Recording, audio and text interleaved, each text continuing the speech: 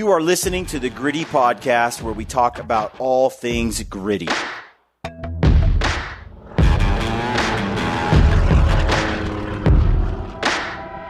Folks, welcome to the Gritty Podcast. I am sitting next to Dan Staton, Mr. Elkshape himself, and we are at the Western Hunt Expo, and we are in the Peaks Cybertruck, which is kind of nice. It's real quiet, and I feel like I'm in a studio. I feel like we're at a zoo right now, looking out at all these people, or maybe we're in the cage. Yeah, maybe we're like the zoo animals getting watched. But, dude, I just want to say thank you for being here with me today.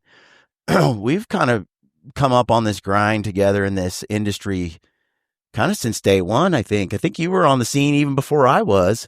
Kind of half-heartedly, but yeah, no, you definitely, in my mind, pioneered podcasting in our space, for sure, and just catapulted. Came at the right time, man. Great media. It's a great media. Still is. Yeah. Yeah. You can intimately get to know somebody as the podcaster, but also people can kind of be just listening in like a fly on the wall, and join, kind of feel like they're part of the conversation. I still like it. Yeah. Only in person. I will not. I don't think I'm doing over Zoom or Skype or something. I don't think I can do that anymore. Yeah. I try to avoid it, and I only do it with people I'm close to. Yeah. Unless it's like, oh, we just got to announce something or share something real quick. Yeah. Or talk about a piece of gear. I don't need to have, that's not like the type of conversation like I want to have with you today. Exactly. So the kind of conversation I want to have with you today, Dan, is, as I've been thinking about, I knew we were gonna sit down and get together. You know, there's a lot of men out there, I think, right now that are struggling with, I guess, conquering and winning and achieving. And I hear a lot of dudes with excuses, and I hate excuses. I hate them. But when I was a young man, I think I made up a lot of excuses. Yeah. When I was young for my shortcomings, failures, and so on. But I think I developed out of that, and now it's second nature not to, you know? I agree. There's like this winning mindset that I wish more young men had, or not even young, just other men, where I'm like looking around going, you're not tapping into your life's potential. And when I think of Dan Staton, I just see a winner. Truly, like I see a winner. It's not like you don't get knocked down or definitely. You don't struggle or that you're perfect, but it's like I see a man who shows up every day, goes through the steps to get better at whatever that thing is, and starts over again the next day and just never quits. Yeah. So what is it? How what's your advice, or how do you see the world, becoming that way? What's the key to that? Hello, friends. We had a great, gritty movie night at the Hunt Expo. Now it's time to release the film for everyone to see. It'll be here March 9th, along with a huge giveaway we're doing with a bunch of gear and a fun, cool activity. Not only do you win a bunch of gear, but you're going to fly out here, hang with us at the Wild Arrow Archery Shop. Jay is going to put your bow together. Jeremiah is our star of the film. And it's going to be a great experience. You get a workout over at Black Flag. It's going to be fun. Join us on the Gritty Podcast. You could win it all. We're going to share those details when we drop the film on March 9th. Hope to see you on our Gritty Films YouTube channel for that drop. Now let's get back to the show. I don't know what the key is. I think you have to have a desire or a hunger to not be okay with being okay. I don't know how to describe it. Like it's like I wake up every day and I feel like the only easy day was yesterday is like one of the biggest mantras in my life, where I'm like, okay, I wake up, I'm excited to be alive. I'm excited to jump. I mean, literally jump out of bed every day, excited to be here, man, every day. And so it's an opportunity to get better, and just a lot of years of just consistently grinding. And it's the only formula I know that works. It's like, I know that's my input. I don't know what happens inside the box, but I know if you consistently put in day and day out that energy, that effort, make some tough decisions, listen to, your big goal. Why? Like, why do I want to do this? Oh yeah, that's right.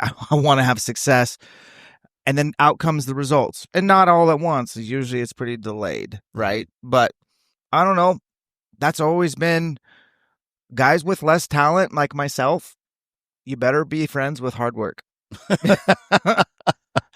Yeah. Okay. I like that. I kind of feel like that's just showing up is kind of like a big deal. That right there, just getting whatever that is, showing up to work, showing up to the gym, showing up to the podcast, whatever it is, showing up to shoot your bow, like just getting there. And I find like if I am struggling, if I can just show up and that's my rule, everything else will happen. I may not have the same fire for it that day, but I'm there.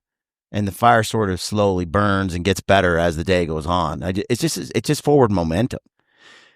There's got to be times where we kind of touched on a little bit before we hit the record button. Yeah, where you've been through a moment where you're like, oh, screw it all. This whole Elkshape thing. Yeah, it's lame. It is lame some days. The blowback for some minor thing you did or said is like way beyond what it should be, and here you are like buried in drama and like what in those moments, and maybe not that, but just in general when you are suffering a setback, like you just had surgery. Oh yeah. I hate being injured. I hate being sick. I hate me both. Like there's nothing that sort of makes me more angry than when my body's impaired in any way at all. I know. But does it give you a serious dose of gratitude for what you had? Yes. Like, oh my gosh. Like getting to this booth was a chore. I'm at a hotel 6 blocks away and I just ditched the crutches and I left an hour and 15 before our agreed time. Jeez. And I was still 9 minutes late.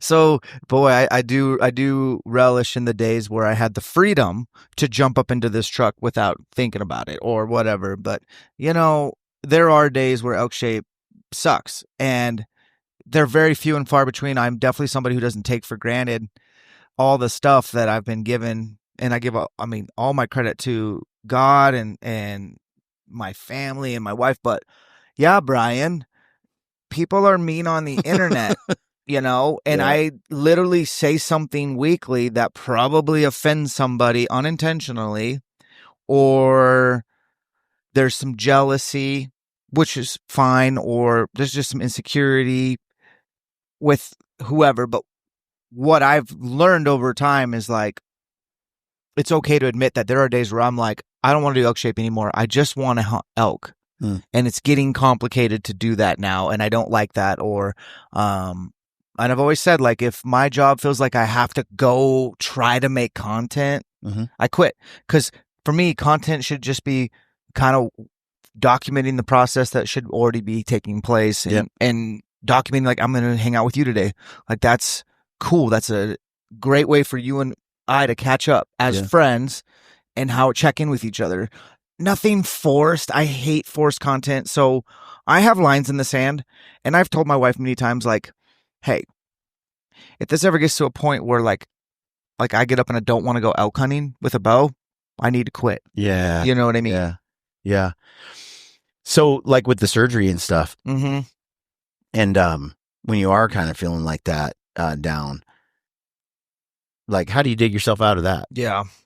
Well, I am the last person to feel sorry for myself. And that is what I'm going to continue to tell myself as my narrative is like, I'm not allowed to feel sorry for myself. Okay. Yeah. This was not a setback. This is potentially going to be a great comeback story that could inspire others to do the same or possibly show people what to do or what not to do to get back faster. But no, I don't feel sorry for myself. I do feel like, injuries are a part of life, and I know that injuries test your resiliency. That's always the word that comes back. It's like, are you resilient? Then show it. Yeah. So this will be a good opportunity to do that. No, man, like I suck at being injured. I suck at listening to doctors. I'm stubborn. I'm driven. And at the end of the day, this will be good. And what's the prognosis? When do you like get? I don't really know right now, man. I'm not released for physical therapy. I just had the surgery 2 weeks ago. People have been asking, well, because I've been showing anything and everything I can. Like I showed everybody on post or Instagram story. Like, I'm taking BCP 157. Yep. I'm injecting it. Yeah. And I did that for about 2 years. I mean, I've talked to so many people that know about it, like you, and I have not had one person tell me they didn't think it worked. And I'm sitting here right now and I'm like, oh, dude, like every day I feel like I'm doing something I couldn't do yesterday physically. Yeah. Have I ever had an ACL repaired before? No. So I don't have anything to compare it against, but like, I think it's working. Yeah. And it could work for others as well. Yeah. Yeah. That's part of what I think makes content good is when you're adding value, when you're doing something that not everyone's in that spot in life that's going to benefit from what you're talking about, but there's a whole ton of people that will. They're going to tune in. They're going to get value out of it. And that value can come in information, empowering information, knowledge. It can come from entertainment, just funny, humor, whatever. It can you can add value, but through inspiration. Like, so I kind of look at content in those buckets, and when I'm making something, it's to accomplish at least one of those goals, if not all three at the same time. Yeah, if I can hit that trifecta. Yeah, you've been on a major like archery journey. Oh yeah, dude, you're way better archer than you were, let's say, 3 years ago. Like it's yes, no. Some days no. I had I definitely, I think I can outshoot Dan of 3 years ago for sure. But I'm still learning a lot about archery, which is crazy. I just keep learning more. Dude, it's been amazing to watch. I mean, I don't know. You look pretty darn comfortable. Maybe you're just showing me the good videos. Oh yeah, no, it's a process. I have good people in my court. Like, I just have these little impactful moments in time where, like, 2019, no more dropping the bow off at the bow shop. I'm buying bows, and I'm gonna just do it yourself. Work through it, and now I'm pretty handy. Working on a bow and how they kind of understand how they work, and then making friends with Joel Turner, like. Not just once in a while, but like Joel's helped me with 25 Elkshape camps and a couple elk immersions, and he comes over and I love his son to death. And like, those guys are brutal. Like, they'll just tell me, like Joel literally texted me the other day. He's like, hey, I need you to shoot another round of Vegas. Like, you need to do another game in Vegas. I need a score update. And I was like, I have just had surgery and I hate target archery. Yeah. I hate it. And I'm like, okay, so I owe him a game. Like, that's cool accountability. Right. And, Bodie and him got with me last year and were like, what did you change? Like, you're sucking today. Like, did you do something? And I was like, yeah, I changed my draw length. I cut it a 1/2 inch. And they're like, go back to where you were. And it made such a huge difference in my ability. And so, like, I got good guys in my court, man, like that are helping. And that's kind of probably same for you. Like Brad, like how long has Brad worked for you? Like, Brad's good at what he does, and he only elevates your brand. Yeah. You know? Surrounding yourself with, like, and you work with Ryan Lampers a lot, and I love Ryan. So it's like, that's cool. And Bryce and the team at Peaks, like, you're only, like, I guess this reality is, like, the cliche is you are literally only as good as the people you surround yourself. So if you don't like the way things are going, potentially maybe audit who you've been spending time with. I think you're dead on there. And in fact, last night we had our movie night and it was packed and it was great. And you have all these people in there who like the same things you do, who value kind of the lifestyle that you're living, who get you. Right. Yeah. And so it's really validating. We packed that theater, had 500 seats. We got to just hang out.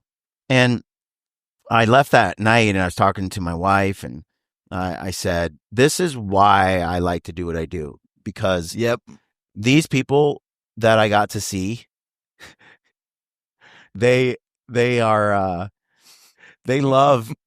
what we're doing, and they're all inspired by, and they're like, keep doing it. What you did the other day, or this thing here changed me and my life path went this way instead of that way. And that's what it's all about. But I told her, I'm coming to the show, the next day, the Hunt Expo where we are.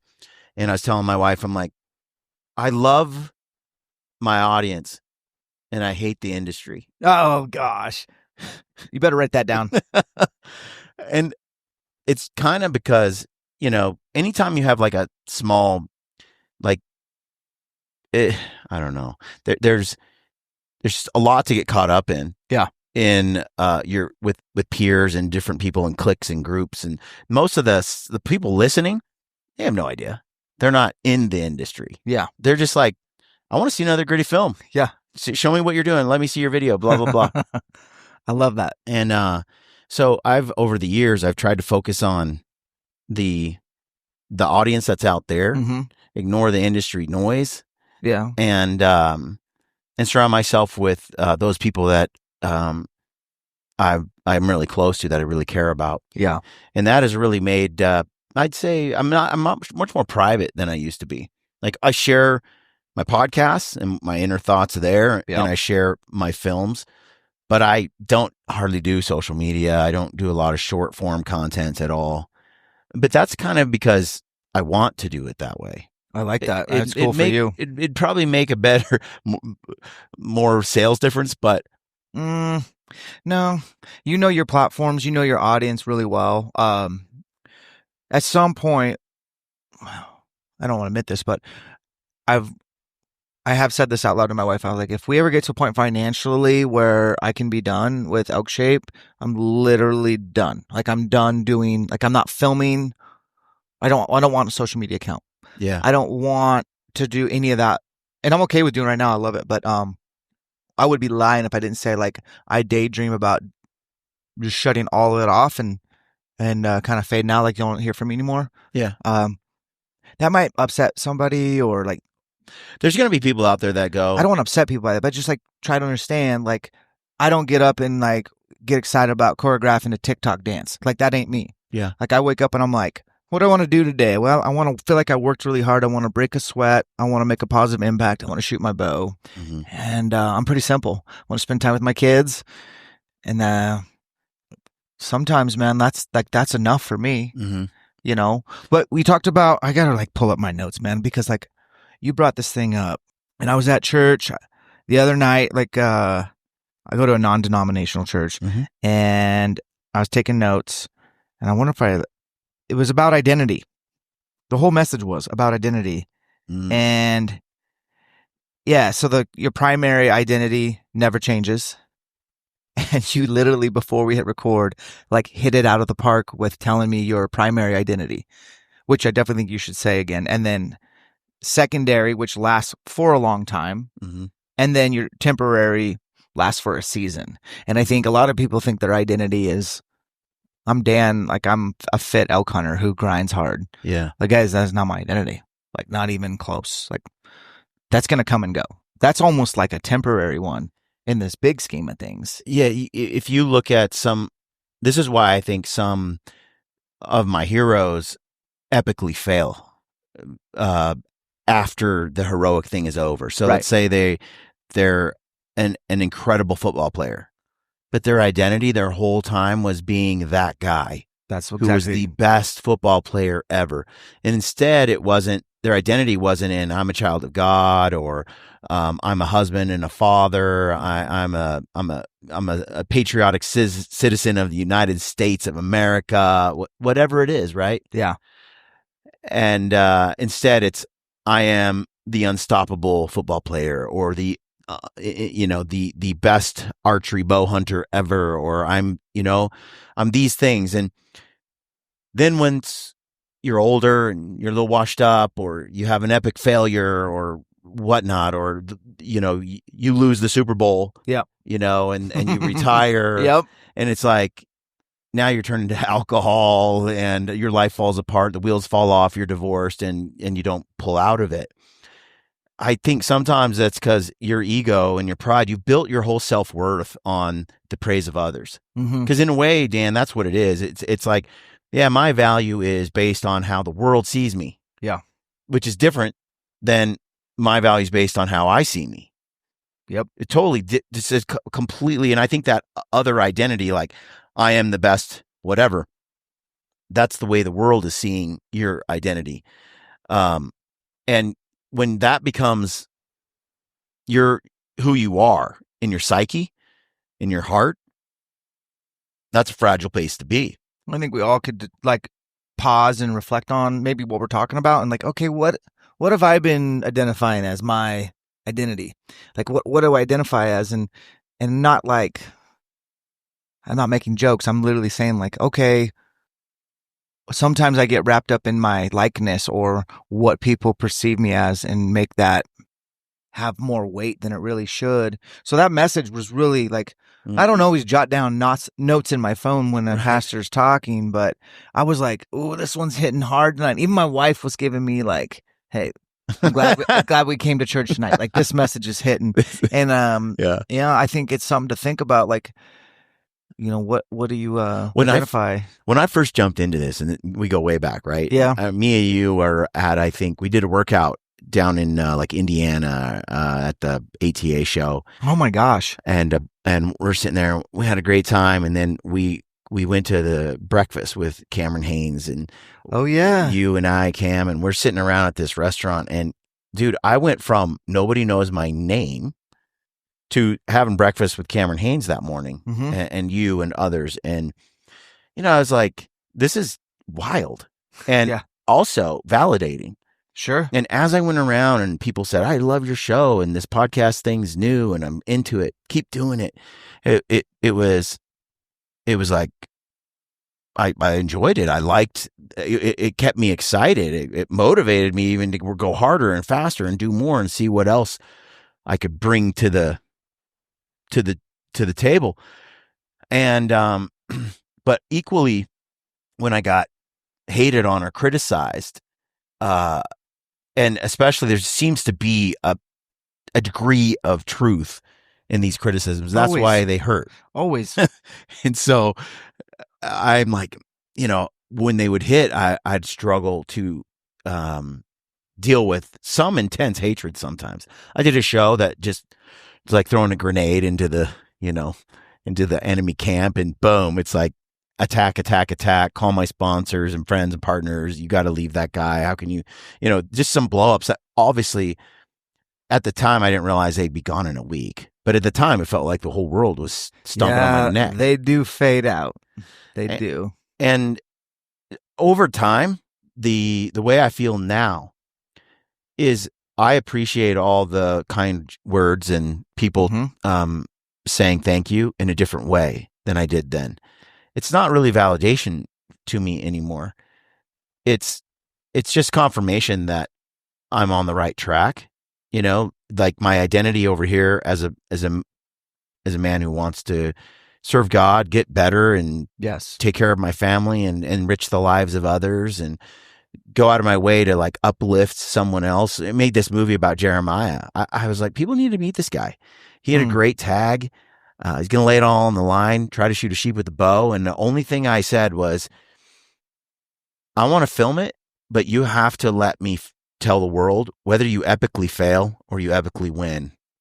You can't be like, shot it in the guts and now, we lost it. And so now we're not going to do a film. I'm like, I want all the stakes because I want him to grow.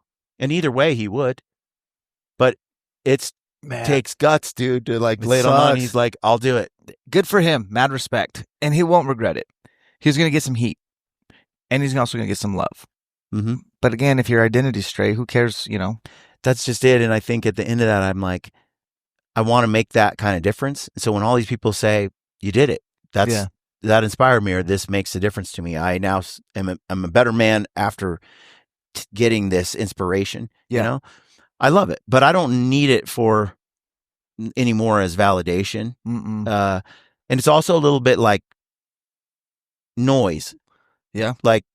For me, I was telling you earlier, it's like noise, like it's out there, and I recognize that there's a lot of people who appreciate and value what I'm doing, but I don't need it to stay on my path at all. Like, I'll do what I'm going to do, whether I got it or don't have it. Outstanding. But on the other side, I feel freedom because the negativity is also noise. Thank you. Yes. It's just noise. People hate on me and they did the other day, I mean, I got some heat for quite a while. It was like a lot of stuff. And I'm like, you hate me.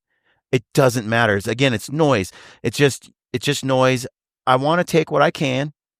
There's always some kernel of truth to that, and squeeze it out and get that drop of truth. And I want to improve. Some of it, I'm like, Brian, have some grace for yourself. You'll never be the guy that doesn't interrupt someone when they're talking. I want to be not that guy, but that's just impossible. So, folks, you just might want to turn the channel, because that's just what you got when you're dealing with Brian Call. And it's just more noise, because now I'm at this point where I'm about my business. I have my center lane, and I'm going down it, and all that stuff on either side is really not that relevant, and it's liberating. But I think it's because over the years, two things. One is you can't get confidence in who you are and what you're about without doing the thing. And after a decade of doing the thing, I've shown you I can do it. I've shown you at a level. I have a basic level of hunting skill. I have a basic level of fitness skill. I have a basic level of filmmaking and telling a story. I have a basic level of podcasting. Like I've stacked up, a series of, okay, he can do this. And so right there, I don't feel like I have to prove anything anymore, because it's proven. That's cool.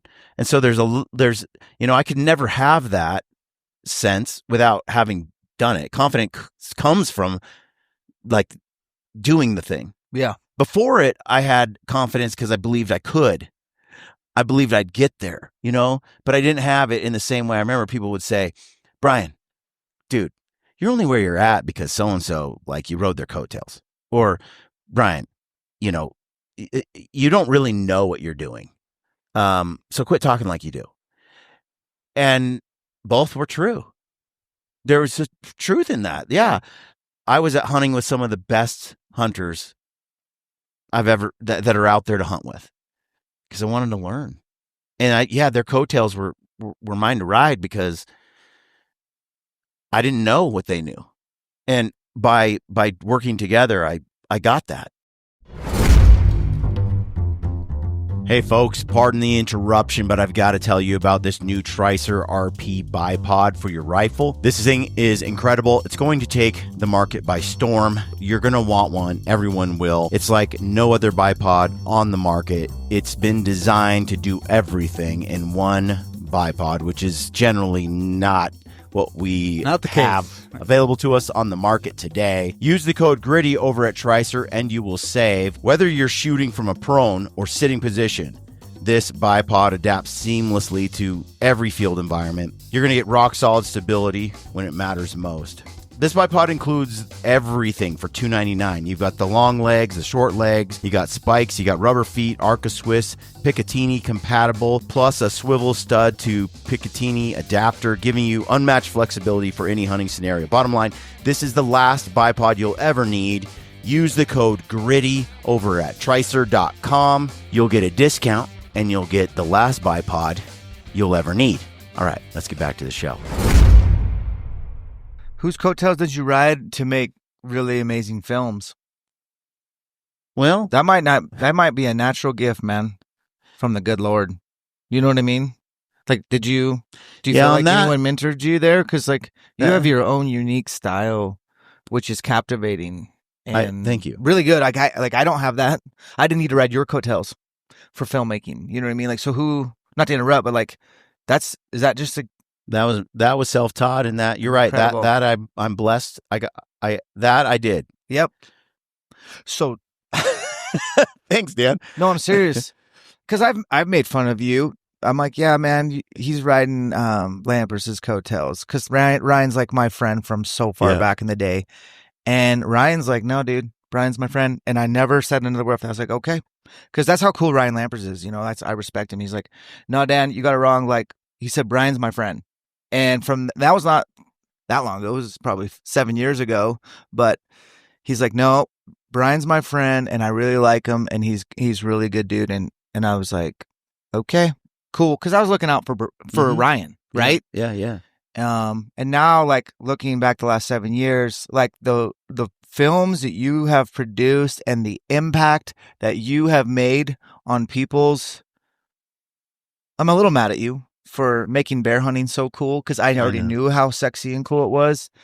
But that's just me being selfish because everyone does need to experience how, like, the spring is almost better than September, dude. I agree.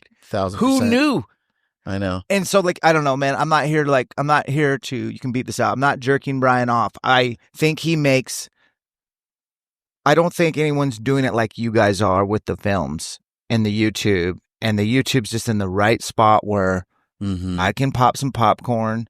I can put on your latest upload. Yeah. And I'm not like, I won't look at my phone while I'm watching your film. I'm in there. I'm kind of in it. Yeah. And I don't consume a lot of hunting media. Yeah. And I think, and like I said, there's a lot of validity to someone saying, you know, you wouldn't have been able to do that without Ryan. That's true. That's true. Then, you know, you hunt with Ryan. I got to hunt with Ryan 150 days, 4 years in a row. You poor guy. And pretty soon I've done the things in his footsteps. And now, you know, I'm not the same man. I am an actually different man. Like I am different now in that I can tell you things that I couldn't have told you 6 years ago, 7 years ago, because back then I wasn't that person. Now I'm better. It's cool. And I have the knowledge to say, yep, this is how you do it because I'd learned. Yeah. And so that's another source of confidence. When someone says, Brian, you could only do it if you have someone else that's better than you there to help you do it. It's like, no, I think I just did it for the last like 4 years or 3 years on these other hunts by myself without Ryan. You know, it's like those things kind of change. And then when people say those things, it doesn't really hurt. It doesn't impact you because you actually know you've evolved. Yeah. And so there is, in some ways, we were talking about young men having confidence and going after it. Something, there is an element of, if you want the confidence, you have to earn it. You have to go out and do the thing. But I don't want the fact that you haven't done the thing yet to stop you from going out and trying to earn it. Amen. Yeah. And so when I would do a podcast, I was acutely aware of the fact that I didn't know very much. Yeah. And so I would try to interview someone else who knew a lot more than me and just bring out the answers. Yeah. Then there was an evolution where I started to be the one with more of the answers. And then it was like, well, I could interview these 3 other guys, but I think I have a grasp on this bear thing a little more than they do, or at their level. And so then the conversations started to evolve with different people. And no longer was I sort of a rookie trying to pull information out from an expert. I transitioned a little more into that expert who could then share his own stories. Yeah. And that evolution, you know, that just came from showing up every day. Yeah. Yeah. Like, you think about when my Super Bowl gets here, which is September. Yep. I can kind of go, all right, how many arrows have I shot since the last time I was out in the oak woods? Is it 10,000? Is it 30,000? I mean, who shot more than me?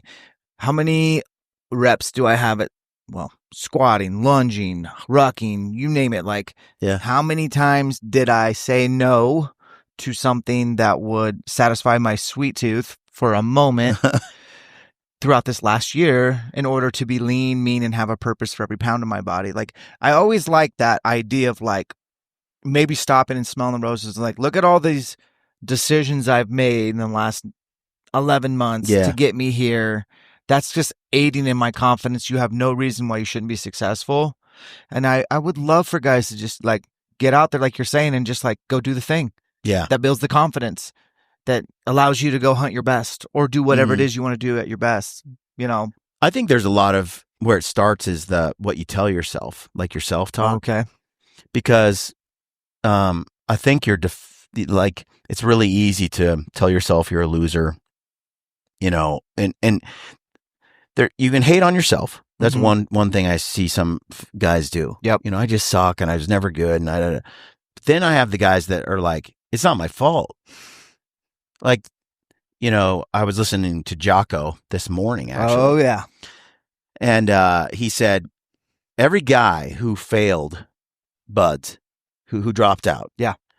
He's like, you'll hear, you'll hear them talk, and they'll say they had a medical reason, they had, a family thing. They have all these reasons why they didn't get through buds. They weren't squared away, is what they won't say.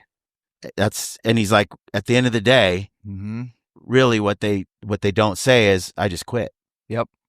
And he's like, that's why 90%, that's why most of them quit. They didn't actually have a real reason. They just quit. Yeah.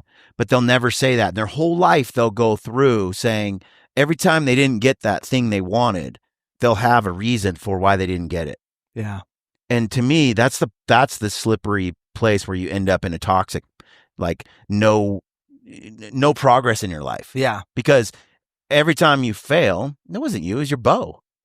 Yeah. It was the arrow. It was something, you drove all night.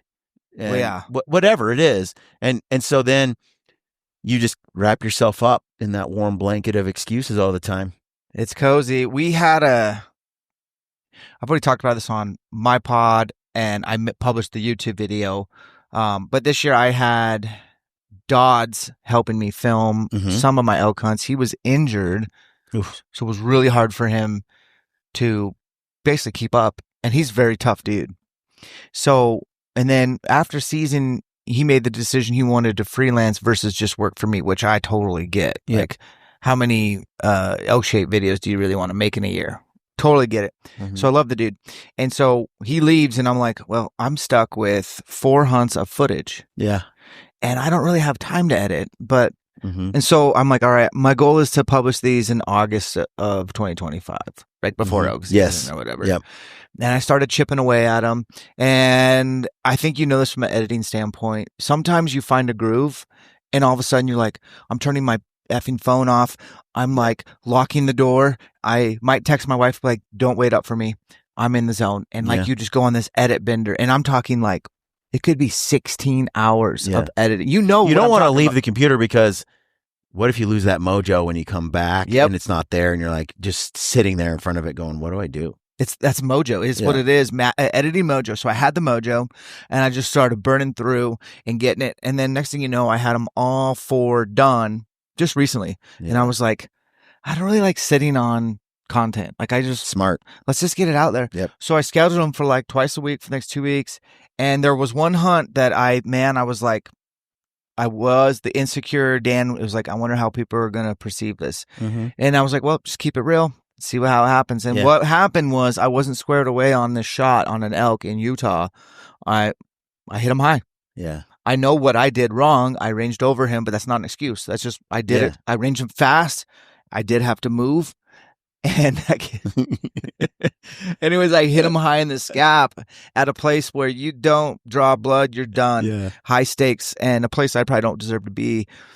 And I remember just like thinking about packing my bags. And then I did kill that bull later that day with a rifle, which is, watch the video. Yeah. Go watch the video. Anyways, I showed as much of it as we had. Yeah. The whole thing. Yeah. And I published it, and I was like, well, people are going to learn real quick that I'm not perfect. Like, I'm not the archery god that maybe some people might think. Like, no, man. And guess what, Brian? That was not the first time I've wounded an elk after 25 years of elk hunting. So I can't say I'm not going to ever do that again. But I kept it real. I showed everything. I took a peek at the comments, expecting to be like some fun ones to read. Yeah. Overwhelmed at like, holy crap.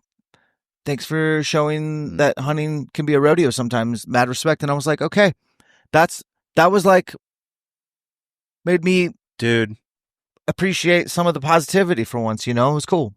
When you just said what you just said, the world's going to find out that I'm not the perfect bow hunter. Yeah. Like, that's what I'm talking about. Yeah. That attitude right there is where you're like, I never claimed to be. It's kind of like, that's my identity. My identity isn't wrapped up in some utopian view of perfection. Yeah. And when you try to be something that you're not, the authenticity is gone and the realness is gone, and people can smell fake or lies or excuses right away. And, the truth is that is refreshing. You'll have the macho guys. Like, I shot my bull and I made the video and it was overwhelmingly, like, people loved it.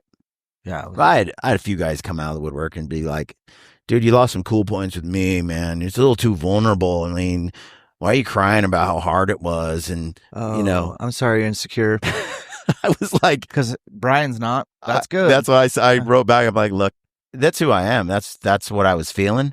I'm like, and you know what? 1,000 people felt different than you. Yeah. 1,000 to 1. And you never know if they actually believe that. Yeah. By the way, or if they just want to hate on you because you had a little tear and they're like, oh, I bet he's insecure about that. But I'm not. Like, guess what? You're going to find out that I'm just a guy and I work really hard at trying to be a better hunter within my ability. And this is how I performed in that moment. And this is how it ended up. It's just a story. It's just a journey. I'm not trying to say I'm something I'm not. And it always that audience loves that. Yeah. And I've found that people in the comments, they'll tell you when they know you're being real, Yeah. They'll go out of their way to almost hate. I am so appreciative of the fact that you showed this. Like, when I shot my bull, I didn't have to show you the second shot, which was... No, you didn't, because the first one looked pretty good, man. Yeah, if it just cut away to me coming up the hill and you ran around the corner... Oh, my wife watched your film. Did you know that? Really? That's like, you don't know. She don't watch nothing elk hunting. And I got her to watch that whole thing. That's cool. That is a big deal. That's awesome. I love to hear that, because when I can get someone's wife who's just not for that. Just indifferent. Yeah. I love it. Yeah. It tells me, like, I always have my mom watch it. This kid wants you to say hi. I always have my mom watch it because she's like that.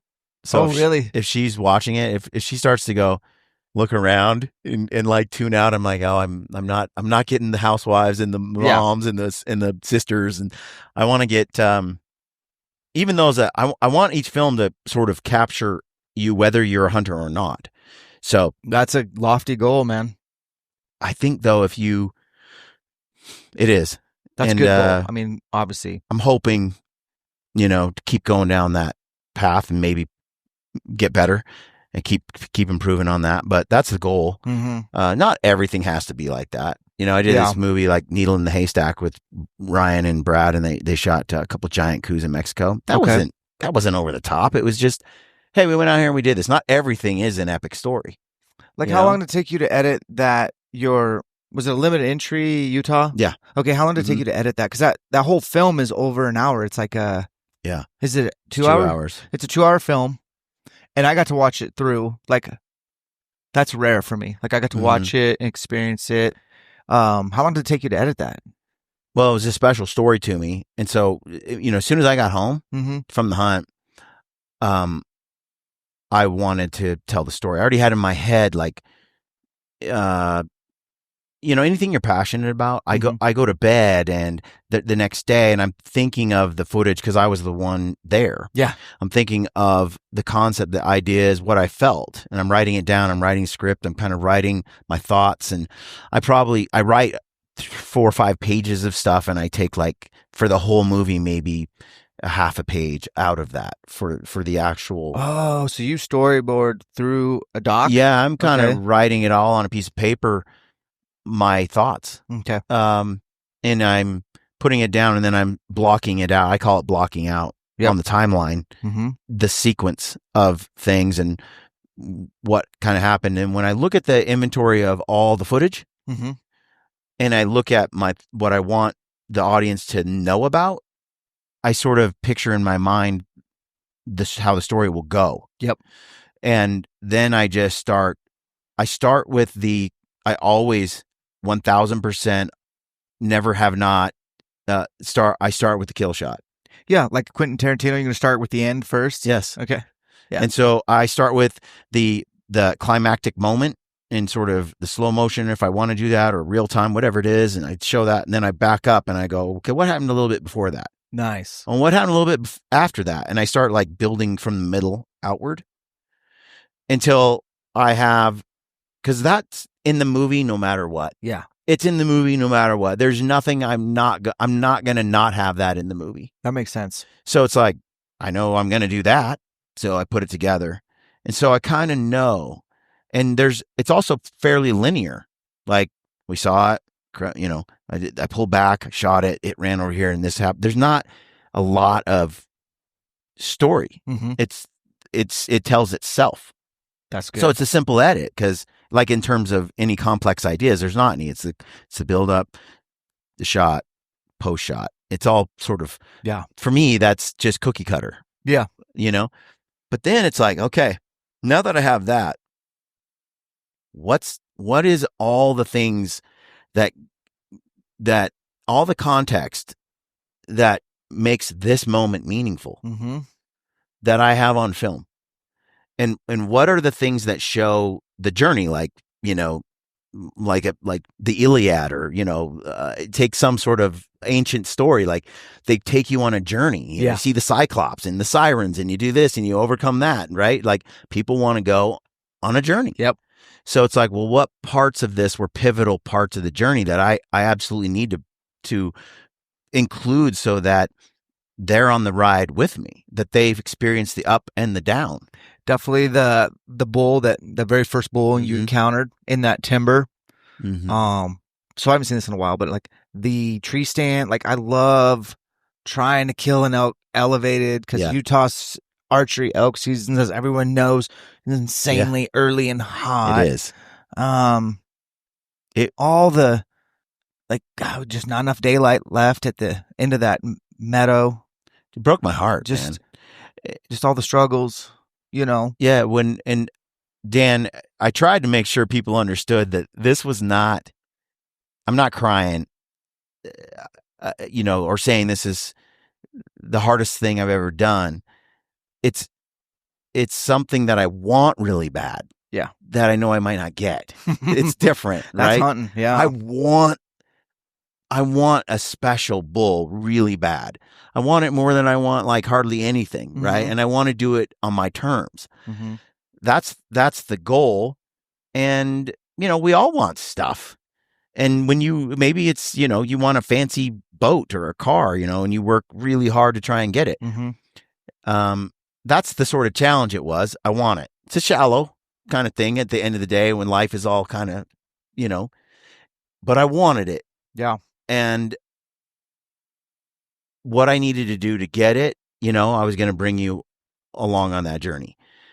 And by setting that thing up here, going for it all,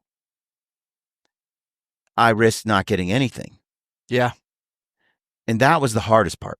That's the hardest part, because it's like, okay, here's my standard, but I have all these other great bulls that on any given year I would happily shoot and even on that hunt, I could just shoot a nice bull and come home. Yeah.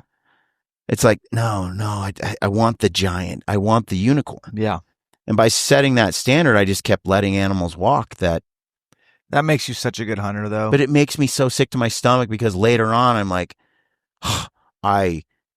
what was I, you know, it haunted me as the hunts were going on. And early on, I had a lot of opportunities. You don't see them all because they weren't all on film. Right. But I know you had them. And that's why I think these once lifetime tags are so stressful. I haven't had that many, and they're not that enjoyable. No, that's why though the story's better. Yeah. Because I was trying to say this last night to the crowd before we started the movie. You cannot experience the triumph of high achievement, as Theodore Roosevelt says. You can't experience that if you don't go for that thing. Like I can't experience a 400-inch bull with my bow if I go for a 320, which is what I do. So, you know what I mean? Like, with that potential in my hand and the ability to maybe do that in this place, it's my one chance. It's like, if I play it safe, it wouldn't have been a very high stakes hunt. Yeah. And I'd have got a great bull, and I'd have come home and I'd have, hey, look at this nice 330 bull, nice 340. or 356x6, which is a great bull. Yeah. It would have been fine. But it was, if you don't go for the biggest of the biggest, then you can't ever get the biggest of the biggest achievement. Yeah. Do you know what I mean? Like, yeah. It's like and I don't like that. And I don't. Had you had that tag maybe, let's say it's 10, 15 years ago? I'd have shot the first. See what I'm saying? Nice bull. Like maybe God had it in mind for your journey and your story to get this tag when you did, with what you had experienced leading up to it. You know, something to think about. I just see guys play it safe. That's what I'm trying to get at. Like I see guys not risk, so they don't taste the glory of that 380 bull because they took the 330 bull on day 3. Yeah. Because they were afraid that might have been the only chance they got. Yep. And I think the reality is that I've always been this way. And it bites me in the ass all the time, Dan. Okay. Like, I even said it at the beginning of this movie. This one turned out all right. But 7 out of 10, they go bad for me. Because I go for sort of the thing that excites me the most. Yeah. But man, when it pays off, it feels way better than all the average stuff I did. Do you know what I mean? Yeah, I do. And so that's why I'm kind of like, I'll sit there and I've seen Ryan do it. So have I. Yeah, where there's like this great thing in front of him, and I'm like, I'd shoot that right now. In fact, I'm going to do that. And then we see another one. It's like, nope, but there's something else out there. And I'm like, and finally on like day 17, after we haven't eaten for 3 days, and we're like on the last of the last, he pulls this thing off. And it's taught me that we've probably been on 50% of our hunts end in failure. There's no movie. There's nothing to tell you. There's nothing to show. Hey, we lost. You want to watch that? Oh, okay. Yep. So I don't bother with that. Yep. I don't show it to you much. Now and then but we lost. And I've learned to accept that loss. Yeah. Because in order to have those other epic things happen that I've witnessed Ryan and I go do together, for those things to have happened, we had to have half our hunts fail all the time. Because that's the price you pay if you're going to go for that unicorn. Yeah. And I'm more reconciled to failure than I ever used to be. Amen to that. And because of that, I've reaped some higher degrees of success than I would have otherwise had. So I was so grateful because, Dan, on that hunt, we were filming it best we could, but I was there to fill a tag of a lifetime. There were so many bulls that came in, and I tried to get a shot. And the day before, I had taken a shot at a nice bull that I didn't want to shoot, but I knew I only had like 4 days left. Wire, yeah. And the next day was going to be 3 days left. And it was that evening, and the bull steps out, and he is right there, and he is a stud bull. Yeah. Like crazy, like unique, probably scores 340. Okay. But just cool looking. Yeah. Super cool. Yep. And I'm like, well, shoot. I'm like, do I shoot him? You know, and I was frustrated, and I knew the 1 day before the end of the hunt, those last 2 days were going to be storms, winds, of course, through the roof. Like, they're useless days to hunt elk. Yep. You're not going to hear them. They're not going to call. The wind's going to swirl. So I had until the afternoon the next day, and I'm like, do I want to put it down that low? And I'm paying attention to weather. I've been here before.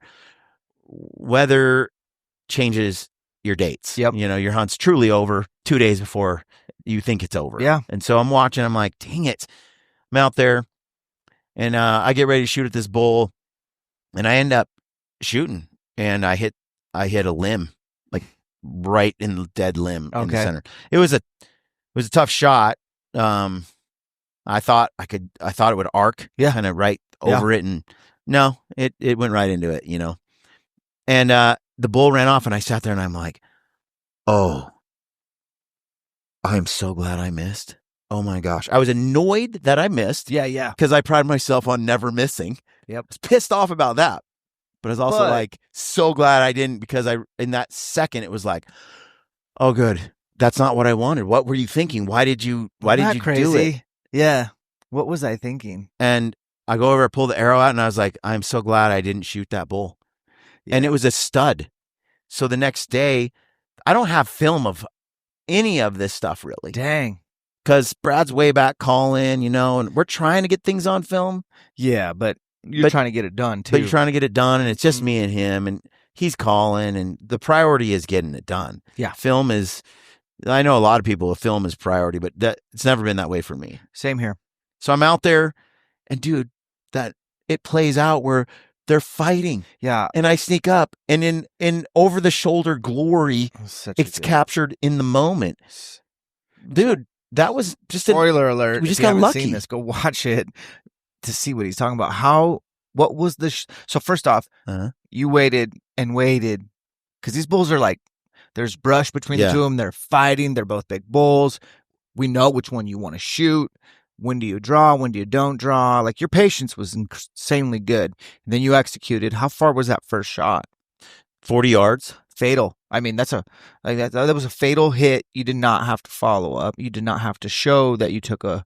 And I'm all for if they're on their feet and I shot them, we're shooting. Yeah. Until are out of arrows they're on the ground. I did a podcast with Brad, just showing the forensics afterward video. Oh, sweet. So it showed I didn't see that. what the Broadheads did, which, what'd you hit them with? G5 dead meat. Not mega, but dead meat. Is that a 2?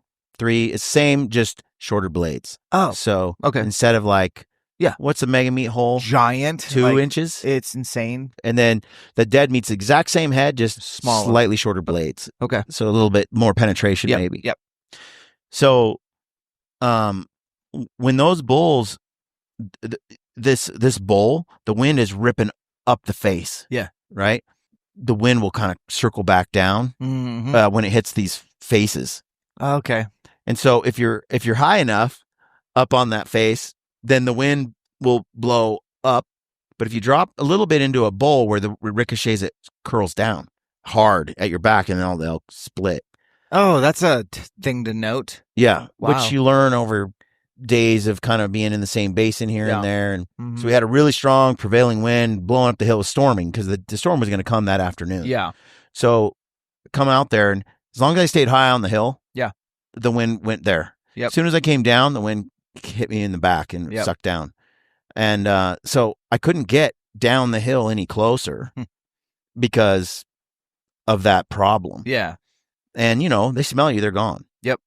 So when I came down the hill toward the bull, I was paying attention to the wind.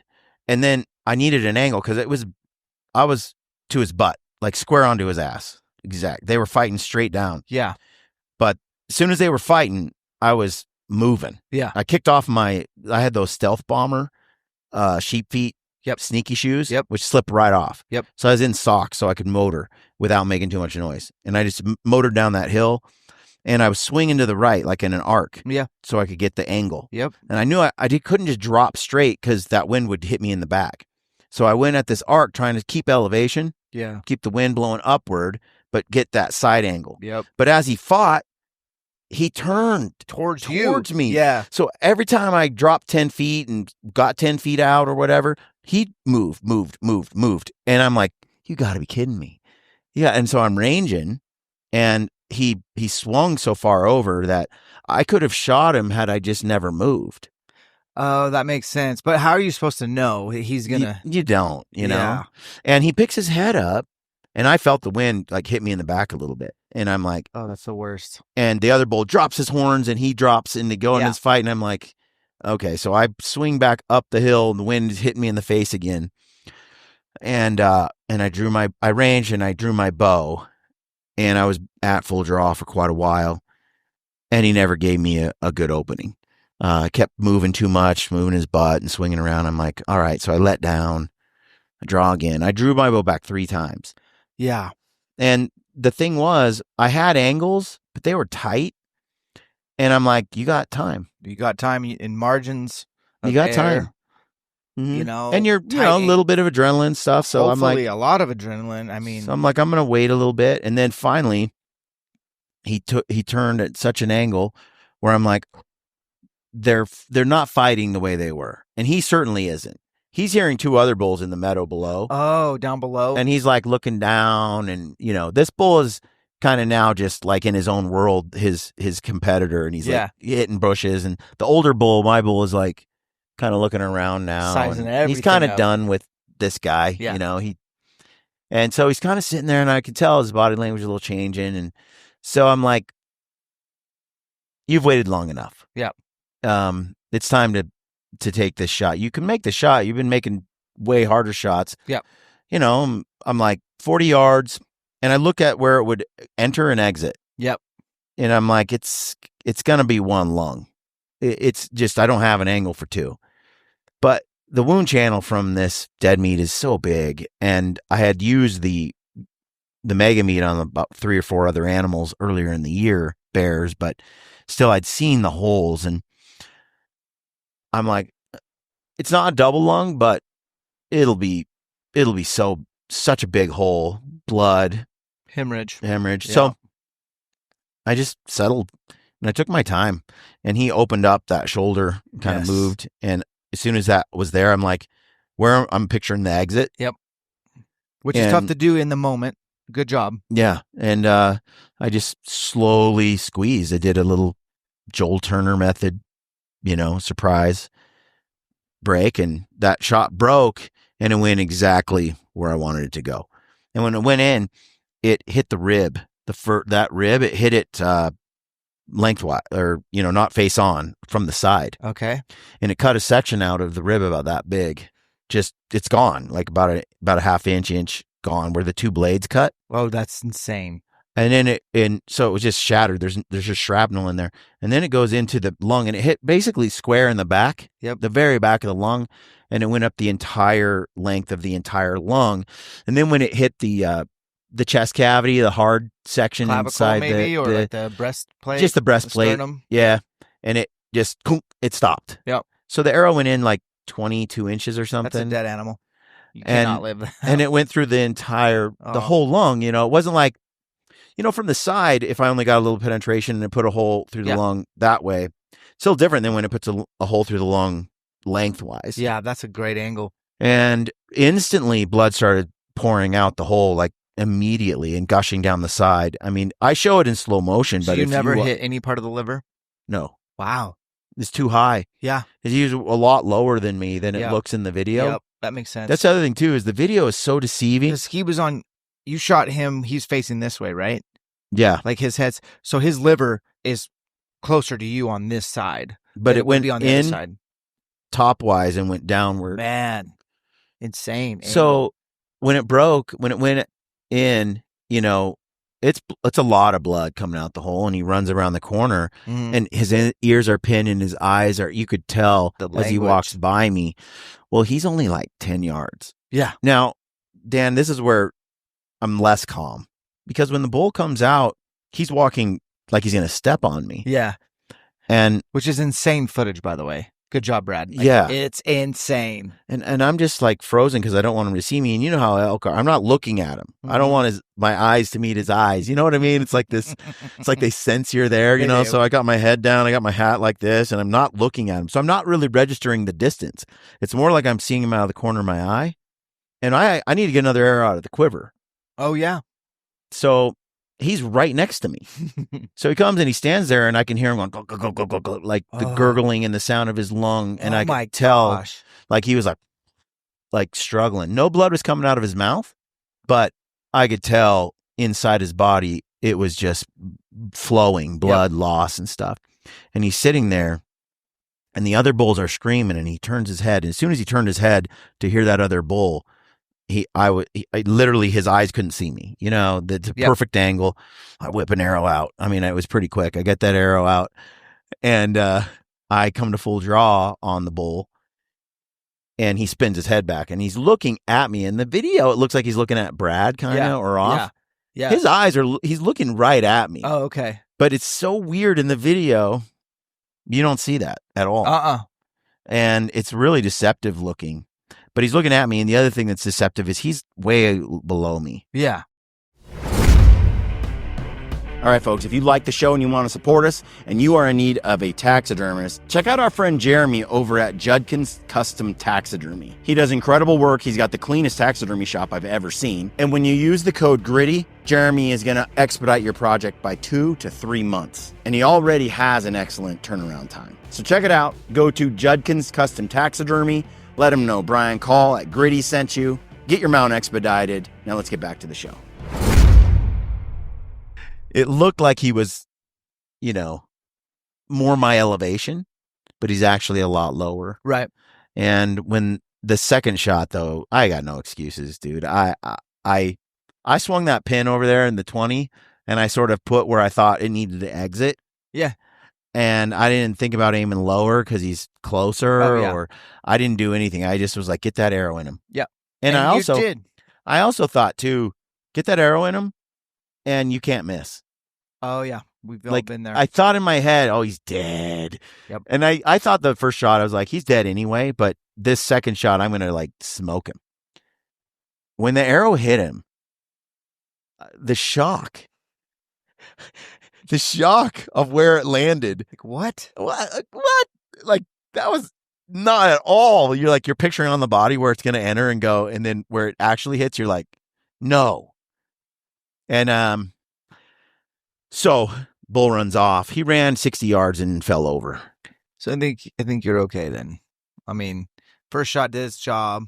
Yeah, man, a follow-up, to me, that still qualifies as a follow-up shot. Well, you know what? You got it in him. And you know what, though? The video, we show it. People don't want to see it. Some people don't, because the truth is, it exited behind his offside shoulder and it pierced the offside lung. Sweet. So, all I could think of in my mind when I played it back was he does duck a little, just a little. He's on his way down. So I don't know what that does. As it's an inch in and it's coming down, I don't know. Does an arrow, because he's about 2 inches drop, arrow hits his body and then he drops so fast that last bit. Yeah. And your arrow still rising. Right, or does it get knocked into it? Did it force it downward? Or I think what happened was I was aiming for the exit, subconsciously, because I've worked on that That's much. Impressive. And so when the arrow went in, this has happened to me many times because I hunted from a tree stand for blacktails for so many years, and from high angles, that I've practiced on 3D targets all around my house, and I'd climb on my roof and I'd shoot all these angles downward because I wanted to make sure that I got good at aiming for exits. Yes. Because I lost some giant blacktails because I sort of put it where I wanted it to enter. Yeah. Not realizing it didn't hit anything important. Yep. So I practiced that for a good decade when I lived in Oregon, long before I started Gritty. So I got pretty good at just doing that. And so when I aim, I'm aiming for that exit. When I do 3D, I'm aiming for exits the whole time. I try not to aim for points. So unless I'm really trying to compete with friends, but for practice, it's exits, all the angles on the 3D. I'm like, what's a good kill shot? That's awesome. That's a good tip, really. So when I aimed and it hit, actually looking back, the exit I was happy with. It was a little higher than I wanted, probably 4 to 6 inches higher than I wanted, but it was still good. You pretty sold on the mega meat for elk? I think the mega meat. I'm sorry, the dead meat. The dead meat. My bad. I said the dead meat for elk and probably maybe the mega meat, which, people, this is what I've noticed. You're in this space more than I am. People see what they want to see. Yeah. So everyone that watched that shot, that's a fixed blade guy, they hit me up and they said, well, hopefully you've learned your lesson with that kind of penetration. That's really out of your way to tell me that. It's really now. Hopefully now you get rid of those damn mechanicals and start shooting a little heavier arrow, and hopefully you've learned your lesson. And then the mechanical guys are like, "Did you see that hole? And we did exactly what you'd expect, and that's a devastating wound channel." La la la. Right? That's funny. So each party saw what they wanted to see, and when I did the podcast, I was like, "Look, I'm not here to argue either one. I'm just going to tell you what I've experienced. I've used a lot of the fixed blade heads. I've done a lot of Valkyrie over the years. Oh, yeah. I've done mostly the Jagger Broadhead and a few others. And fixed blades have their place. I'm just preferring, the reason I went away from fixed blades was blood trails. Yeah. I struggle getting good blood trails sometimes, even though I got a clean pass through both lungs and they barely bled, and they don't hemorrhage fast enough. And I feel like sometimes they can go 300-400 yards, where with some of these mechanicals, they get hit and they go 50 yards. Mm-hmm.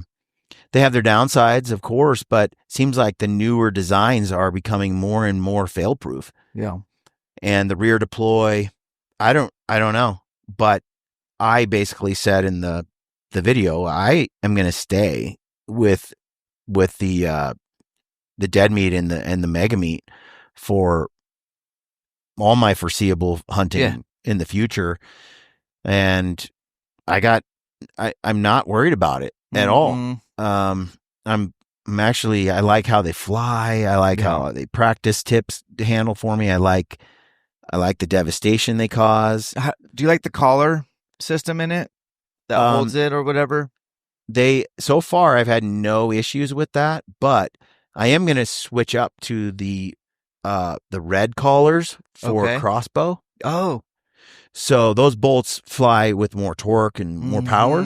And so they have a grippier collar. But because I'm shooting, 70, 80 pound bow, pretty heavy air, like all this stuff, I have no problem with the crossbow collars. Yeah. So I'm switching over. So they'll all be the crossbow collars. Okay. But even though I haven't done that yet, and I just ran it the way I did, I didn't see any problem with them popping loose ever, or having issues at all. Interesting.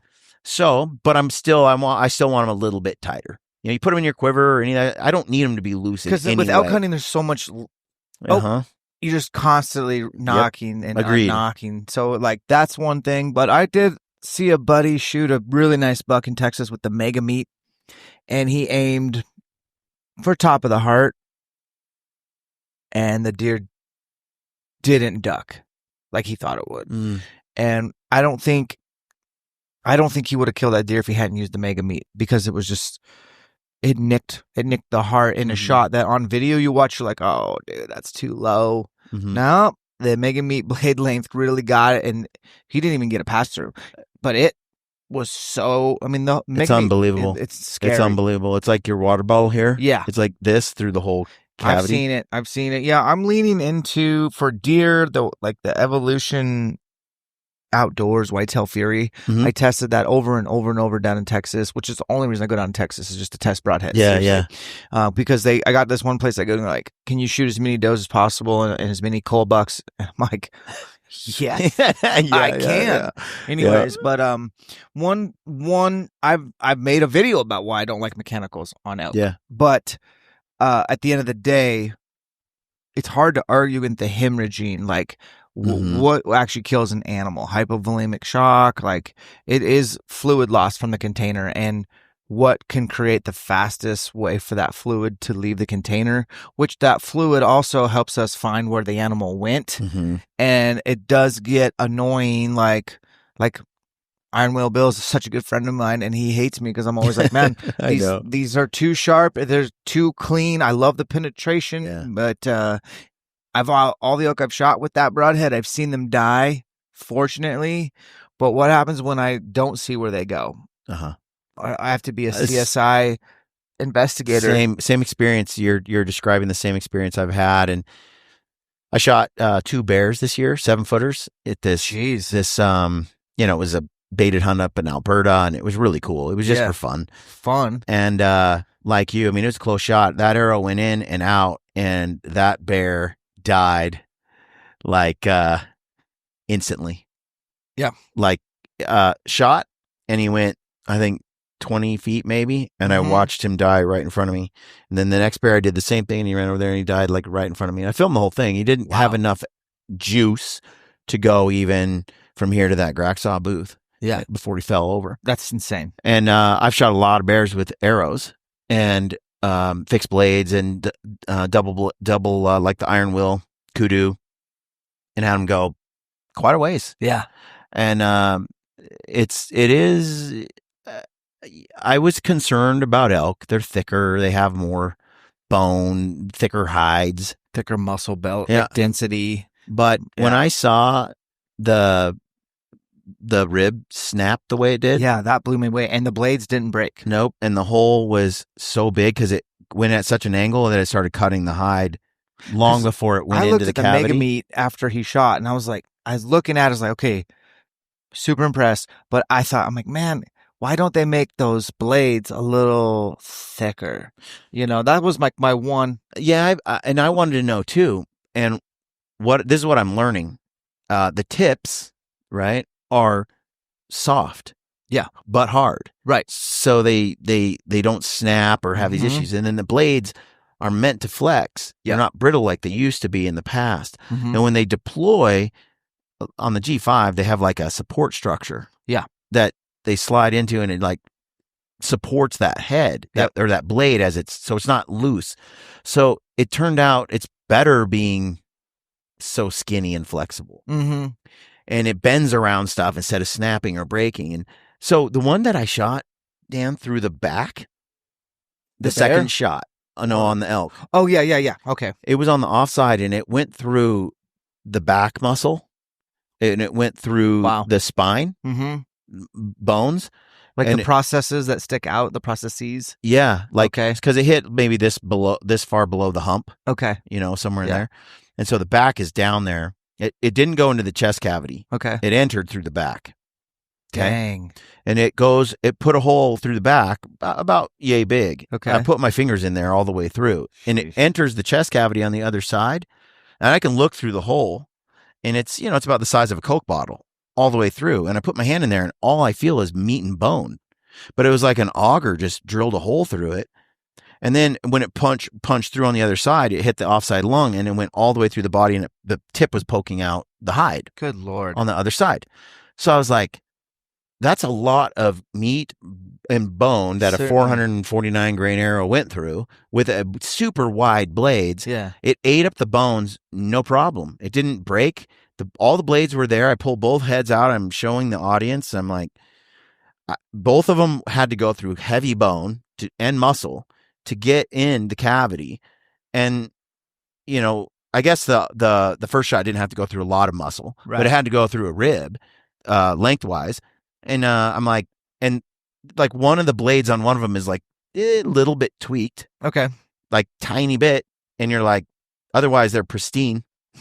And looks like you could clean them up and use them again. And I'm looking at it going, it's hard to argue with these results. And I didn't expect, the penetration was far better than I thought. And certainly plenty to kill an elk. Yeah. And so at that point, my takeaway was, I watched Jeremiah. He wouldn't have got that. He wouldn't have got that sheep without. That's what he used. Mm-hmm. He used the mega. And it looks like someone took a sword. It looks like someone took a sword and like chopped the neck out. And here's the thing, Dan, is it did not hit any major. It just hit veins, no major arteries at all, and it couldn't clot. It just couldn't clot. It climbs up on this hill, and I get through it. But for people, that sheep like lays against the rocks, and it like puts its neck trying to stop the blood, and it like insane. It's wobbling the whole time, and it looks like a crime scene, like because it's red rock, so there's nowhere for the blood to go. So it just looks like quarts of blood have just been sprayed around this 10-foot circle. So when you walk up on the sheep, it's a little gruesome, and the neck looks like it's just been chopped halfway off. Oh my gosh. So it's a weird, he just doesn't get that sheep with an iron will. And I love, and I think there's a place for that stuff. No, there is. For sure there is. And shooting through brush, I always have a fixed blade in my quiver. I always do. But, yeah, I'm leaning on mechanical more and more. That's interesting. Which really, man, people get pissed. I tell you, they get pissed. Like the broadhead discussion is one of the hottest. Heavy, light, broadhead, fixed, mechanical. Yeah. Can't we all be friends? Yeah. Can't we all just get along? I don't know. I will never clown on anyone for what they choose to do with their bow, manufacturer, their arrow weight, broadhead selection. No. Now, if they come to my camp and they're asking my opinion, I'll certainly give it to them. Yeah. And it's just my opinion. But always go to the field with what gives you the most confidence. And I'm leaning towards, man, I don't know yet, but I'm probably looking at the Evolution Hide glue-in with collar on a 4mm arrow for elk. Now, I got a video dropping. No, I used that. Did you? Before I went to G5, I used the death switch. I don't know what that is. I believe it's the same broadhead. I think, didn't they make it for Valkyrie? Those guys are friends. Dale and Brent. Evolution. Yeah, so it's the Hide head or the Evolution. That's exactly what I'm talking about. Yep. So it's I use hybrid, front deploying Hide, but it's glue in with collar. That was my favorite head for the last 3 years. Okay. And then this year is the first time I haven't shot that head. You dabbled. So I had the Valkyrie version of the same head, the Evolution. Gotcha.